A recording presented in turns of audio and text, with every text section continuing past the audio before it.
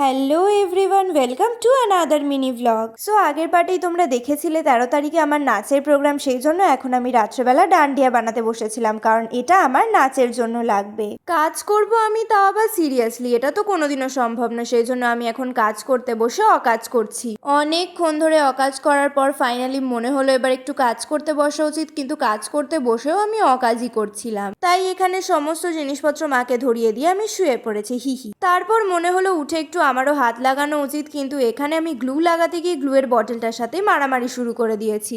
আমি art and craft একদমই করতে পারি না, কিন্তু আমার মা খুব সুন্দর করতে পারে, সেই জন্য এইসব বিষয়ে আমি মার হেল্পিং হ্যান্ড। আমার কাজ করা দেখেই তোমরা বুঝতে পারছো আমি মাকে কি সুন্দর করে হেল্প করেছিলাম। লিটারালি একটা ডান্ডিয়া বানাতে গিয়ে আমাদের 2.5 ঘন্টার ওপরে সময় লেগে গেছিল। আর এখানে আমি নাচছি কারণ পরশু দিনই আমাদের অ্যানুয়াল প্রোগ্রাম। এই গ্লুটাকে যে আমি কোথা থেকে তুলে এনেছি সেটা আমি নিজেও জানি না, কোথাও একটা পড়েছিল টেবিলের কোনায়, সেখান থেকেই তুলে নিয়ে চলে এসেছি। যাই হোক, তো নেক্সট দিন ছিল মুবাসিরার বার্থডে, সেই জন্য আমি রাত্রির 12টার সময় ওকে ভিডিও কল করেছিলাম কাজ করতে করতে। আর লাস্টে আমি এখানে ফিনিশিং টাচ দিচ্ছিলাম, আর আমার মা ফ্যান অফ করতে গিয়ে লাইটটাই অফ করে দিয়েছে। That's it for today. খুব তাড়াতাড়ি তোমাদের সাথে দেখা হবে নেক্সট মিনি ব্লগে, ততক্ষণের জন্য বাই বাই।